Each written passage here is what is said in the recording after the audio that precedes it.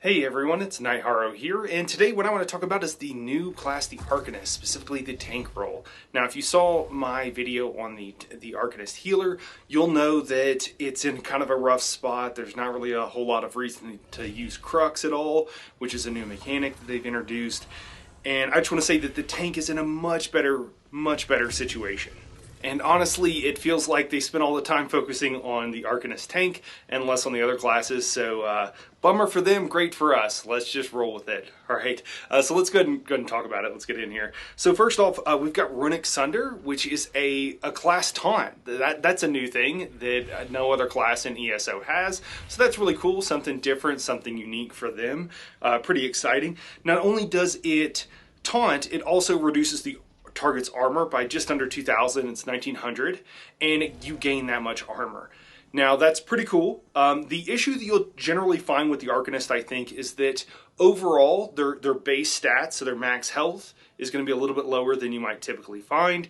Their total armor might be a little bit lower than you might find on some of the other classes. And you really want these kind of abilities that they're going to have to put you on par with the other classes. And it's not that they're worse, like, oh, you have to do all these things just to be on par. You have a lot of other tools in your toolbox that are very useful, but they play differently, and that's the end effect, is that just keep in mind that an Arcanist is going to play quite a bit differently than some of the other classes. And I say quite a bit differently, not that much, but it is different. It's its own play style, so keep that in mind. So back to Runic Sunder here. So reduces the target's armor, increases your armor by the same amount. It also applies minor maim, which reduces the target's damage done by 5%.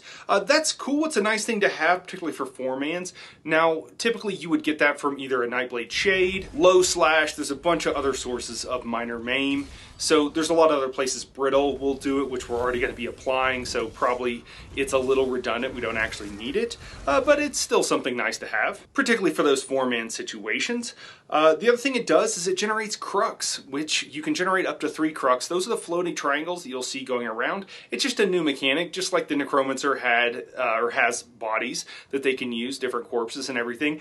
The Crux is like a new mechanic that we can use. And each one of those Crux, just having it up, will reduce our damage taken, which is nice. And then we have ways of using it to generate more healing, get resources back as far as magicka, and several other things. I will note the other morph for this ability that I'm not recommending is Runic Embrace, and I'm sorry, Runic Jolt is the base morph of this, but the other one is Runic Embrace. It actually heals you for a little bit and applies minor lifesteal. Minor lifesteal is just not something you generally need. You'll want an altar down in most situations, regardless of if you're in a trial or a dungeon. If you're in a dungeon, you or the healer should probably be running it. If you're in a trial, somebody should be running it. One of the healers, one of the tanks. So it's not really something you need. The heal isn't insignificant, but mostly I think this is something that could be interesting for fake tanking, or perhaps for PvP, I'm not sure. And I should note here that this guide is for PvE. I'm not really going to mess with PvP. I'll mention a couple of things and I'll go through each morph of the skill, but that's not the goal of this video. Moving on is going to be one of the key features of this new class, and that is going to be, or one of the key skills rather I should say, and that is Rune Spite Ward. That's the unmorphed version, and what I'm recommending is Spite Ward of the Lucid Mind. I have to look down at my notes. A lot of these names are quite large. So this ability provides you with a 13k shield for 6 seconds. It can also consume Crux. You can have up to 3 Crux, and it will heal you for 4k per Crux, so up to about 12k, and refunds the cost by 21% per Crux. So you're looking at up to like a 63% cost reduction, which is pretty huge. And that's one of the ways you can turn Crux into magicka, or equivalently into magic, by reducing the cost of various skills. So 13k shield, something you're going to be using quite often, similar to a DK. Great skill. The other morph of this, I will note, it goes up to a 26k shield for 1 second, and then it drops down to about a 15.5k shield. And when I'm giving these numbers, by the way, I'm in a generally like a standard raid setup, what I would be in. These numbers are not with all the buffs that you would get on the target dummy, so it will go up a little bit. Whenever that's different, or I'm talking about something different, I'll make a note of that. So 26k shield, this is the other morph, the Impervious Rune Ward, and this is something that I think could be really interesting, but it's only going to be at the high end, I think, the very high end, because it only lasts for a second. So situations like Zamaja, where, you know, if you can hit it right before that heavy attack goes off, you know, you can mitigate an extra 13k damage. It's like twice as strong. and that could be significant. Other places that could be useful are going to be on Teleria before she heavy attacks you. That could be a good place for it if you were to pop that right before a heavy attack goes off and just shield through it. So that's going to be very difficult for your average tank to do, and so that's why I typically am going to be recommending, I think, Spite Ward of the Lucid Mind, but both morphs are interesting and can be useful. Next up here is going to be our source of major resolve, and that is called Fate Woven Armor. That's the unmorphed version. And then what I'm recommending is the Crux Weaver Armor. So this is something that will generate a Crux every 5 seconds while taking damage. So it's super nice. I think it lasts for 27 or maybe 30 seconds, somewhere around there, close to 30 seconds either way. And so that's really nice. It gives you that major resolve. It also applies minor breach to anybody who does damage to you. So this is a great source where you can provide minor breach to your opponents. Now, this is less useful because Wall of Elements now does this if you have an Ice Staff. So, you know, maybe potentially a bit redundant, but it's still nice. Again, you get the idea of the different way that this class plays. I will note the other morph of this, the Unbreakable Fate, instead consumes Crux, and each Crux it consumes gives you an extra 5% block mitigation. Now, that may seem cool, but the thing is you can get to block mitigation cap fairly easily. There's several ways of doing it if you need to, and so I don't think it's really going to be used, although I think it probably will trick a lot of people into thinking it's a little bit better than it is. I would absolutely go with the Crux Weaver Armor to generate that Crux. It's going to be really nice. Next up is going to be Runic Defense, and the morph I recommend of this is the Rune Guard of Freedom. And what this does is it provides you with minor resolve, both to you and to your allies. Now the thing with that is minor resolve is nice. It provides you with about 3,000 extra resistances, which reduces your damage taken by a little under 5%. However, typically you would get this by combat prayer, and your allies would get this from combat prayer. And combat prayer isn't going anywhere. So this could be useful if you're trying to no healer a dungeon or something like that. Potentially it has uses for PvP. The other thing it does is it gives you minor protection, which reduces your damage taken by 5%, which is really nice. It can also proc and heal you for up to 12k, and I'm trying to remember if that's buffed or not. I don't think that's buffed. Up to 12k if you're below 50% health and you take damage.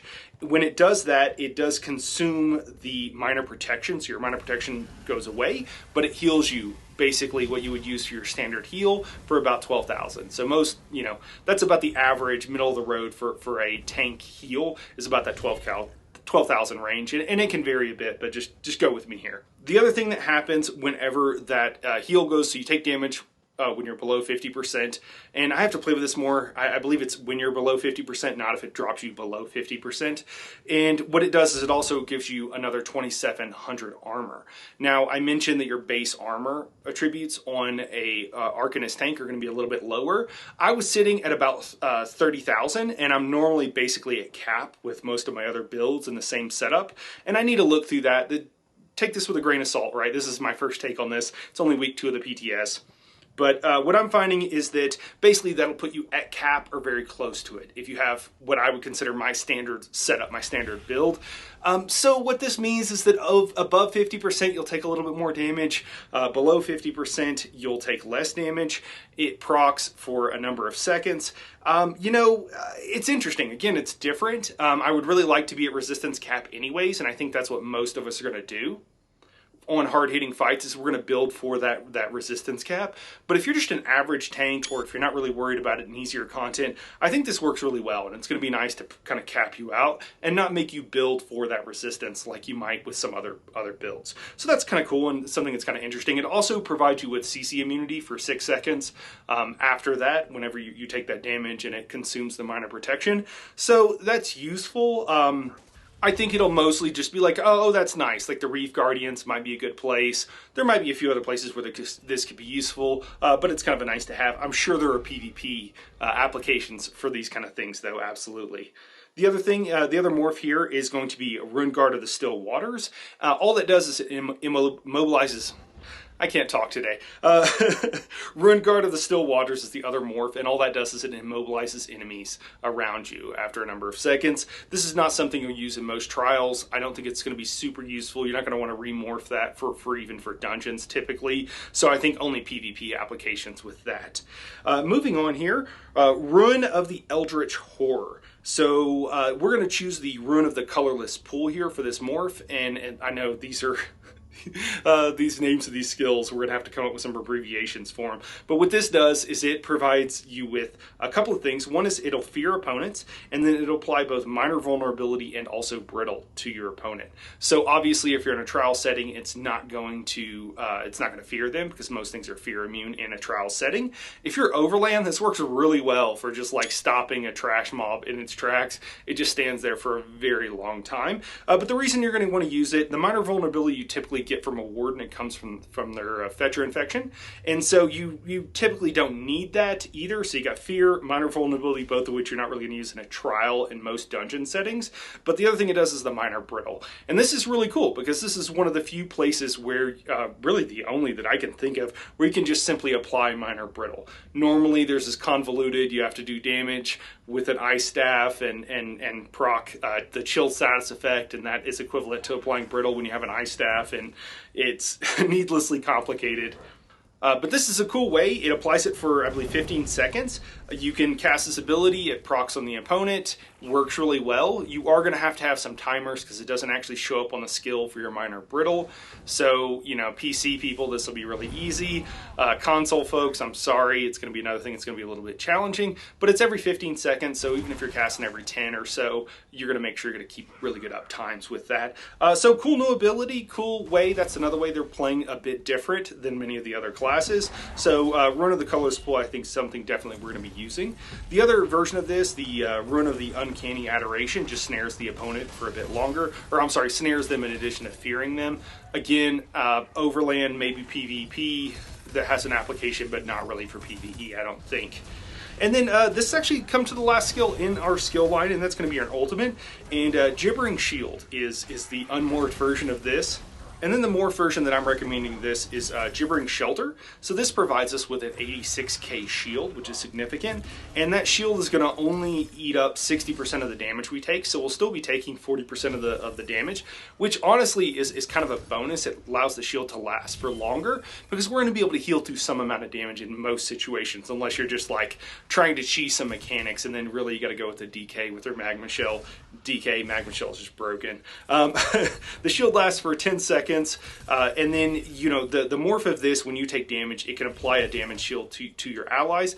It's a 14k damage shield, applies for 4 seconds for them, and it's up to 6 allies. So if you're thinking like last pull in Dreadcell Reef, last trash pull, right before Teleria, this could be a great place to use this. You know, with the Necromancer and many other classes, we don't really have a tank ultimate that you really want to use.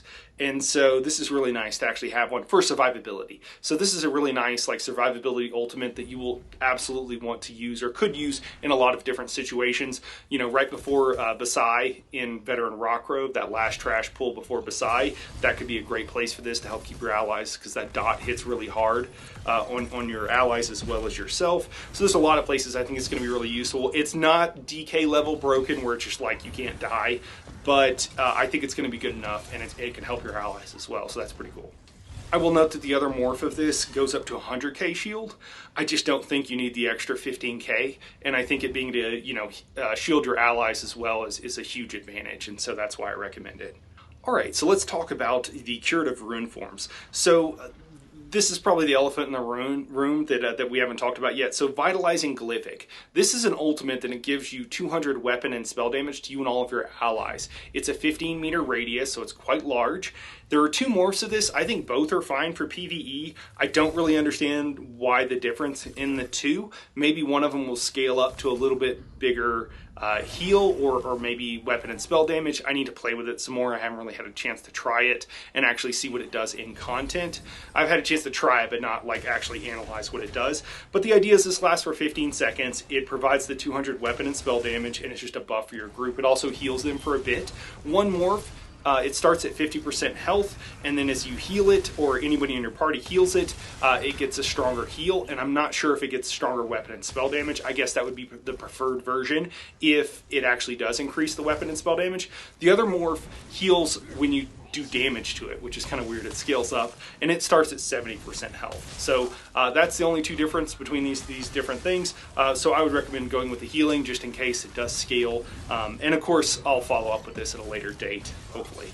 Next up is going to be Xena's Empowering Disc. This is also probably the other elephant in the room where you're like, hey, what about these unique buffs that they're getting, Night Haro? So what this does, Xena's Empowering Disc, it's a large AoE centered on you, and it provides minor courage. So this is why Claw of Yolgren is going away. It will not be used on tanks anymore. You will almost always have an Arcanist healer or tank, one or the other, in the group. From my initial testing, typically when you have an AoE like that, it actually only applies to like 6 people, even though it doesn't say anything. Even heal over times, like healing springs and stuff like that, typically only applies to 6 people. From what I've seen, this applies to everybody who's standing in the circle. I do need to test that more to confirm, but it appears to. So the reason that we want Xena's Empowering Disc is because it provides us with a minor courage. It also provides us with minor fortitude, intellect, and endurance, which increases our health, magic, and stamina recovery by 15%. There's a lot of sources of those things, so it is the major courage or minor courage that we're primarily after, but they're really nice to make sure that all of your group members have it and pretty much have it all the time. Now this morph, when you move out of it, it'll continue to give you those effects for 10 seconds after moving out of the AoE. So that's going to allow us to pretty much have 100% uptime with this in most situations, and so that's why it's so good and why you'll want it typically. I will note the other morph heals a little bit. It's not going to be enough on a tank to matter, and then it doesn't give the benefit once you leave the circle, so you have to be inside to get the buff. Next up here is going to be Rune, and the morph I'm recommending is Evolving Rune. This is about a 12k heal. It's actually 3 heals that kind of happen at the same time, but you're getting about 12k total from it, and then it'll give you another 4.5k heals over 6 seconds. So a little bit of a hot with that. This heal is pretty good. It's better on a DPS. It's probably best on a DPS. It's not good at all on a healer, I don't think. I don't think it's nearly a strong enough heal compared to some of the others, but it's okay. You know, on a DPS, it's going to be great, and it works pretty good for a tank. Now, the other morph of this is Audacious Rune, and what that does is if you heal someone, including yourself, while under 50% HP, it will give them minor heroism, which gives you a bit of ulti regen. I don't really think that this, I mean, it could be okay. There could be situations where you might want to use it. I think that for PvE, it's going to be way too situational to use on any kind of regular basis. You got to make sure you get knocked below 50 HP, and then you got to make sure you use it, and it's not that much of a, you know, there are other ways to get that buff, and there are other ways to generate ultimate. So again, I think the heal over time is going to be probably better for 99% of groups. Okay, before we wrap up the skills, I want to give one more, and it's an honorable mention to Tidal Chakram. So this can provide a 5.5k shield, and it's either to you or for allies that you can point at, where it prefers whoever your cursor is over, or low health allies, and it lasts for 6 seconds. Now, I don't think this is a big enough shield. It costs about 4,000 magicka to be using all the time, but there are certain times as a tank where you're not taking a lot of damage and you've got plenty of extra magicka, and you could use this to help your party out, to kind of help keep people alive, and that's your job as a tank, to really help out the party any way you can. So I think this could be something that would be situationally useful even on a tank. The shield, again, is not that much, but you know, when you can't really heal them or do anything else for them, you might want to use this. Now, typical situations like on the Ash Titan, if you're in Veteran Rockrove or something like that, a lot of that damage is missile damage, and it's better to spam Wall of Elements than it is to use something like this, but it's still interesting and something to keep in mind. So again, an honorable mention. Now let's talk about how you would set these up on your skill bar. Now, I've done plenty of videos and talked about how to set up your skill bar in general, and when I do a more comprehensive Arcanist build, when this gets closer to live or actually goes live, I will go over that stuff. But on the front bar, just give you kind of a brief thing. What I'm recommending is Rune Guard of Freedom, Evolving Rune, then your Taunt. I recommend probably Frost Cleanse. I think this could be a tank class where double Frost Staff tanking could make a lot of sense. If you didn't want to do that, you could still stick with something like Pierce Armor, or you could also use the class Taunt, which is Runic Sunder. And then after that, Spiteful Ward of the Lucid Mind as your shield, which you'll be using quite often. And then you've got a flex spot, and then you've got Barrier for the magic recovery. On your back bar, I recommend Wall of Elements with for a Crusher Enchant to keep that down, Xena's Empowering Disc for the minor courage, Runic Sunder, or Frost Cleanse, whichever you didn't put on the front bar. And then after that, it's going to be Cruxweave Armor, which is going to be our source of major resolve. Obviously, or maybe not obviously, but every tank needs a source of major resolve, absolutely. And it generates Crux, great skill. And then Rune of the Colorless Pool, and that's going to be our source of Brittle. And then Resolving Glyphic, which is going to be the ultimate that we're typically going to want to use when we're not using a selfish ultimate to provide that extra weapon and spell damage for our group.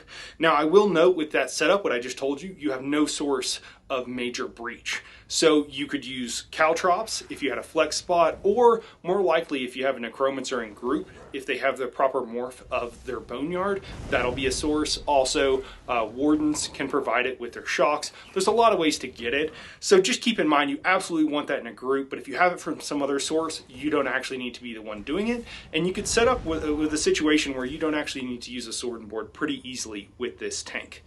Anyways, that's it for this build video. You know, it's quick. It's week 2, so take this stuff with a grain of salt. Things might change. We might discover more things. So I might have some changes. But honestly, overall, I think this setup will probably go fairly live because it feels pretty good, honestly. It feels strong, which you want on a new class, has a lot of cool features, but it's not overly broken or anything like that. And mostly, I think DPS and healer really need some work. So hopefully they leave most of these skills alone for the tank class and put some work into healing and DPS skill lines. So anyways, thanks for watching, guys. Of course, if you like this video, I have a lot of other guides on the channel, so please hit that subscribe button. And yeah, we'll catch you in the next one. Thanks for watching.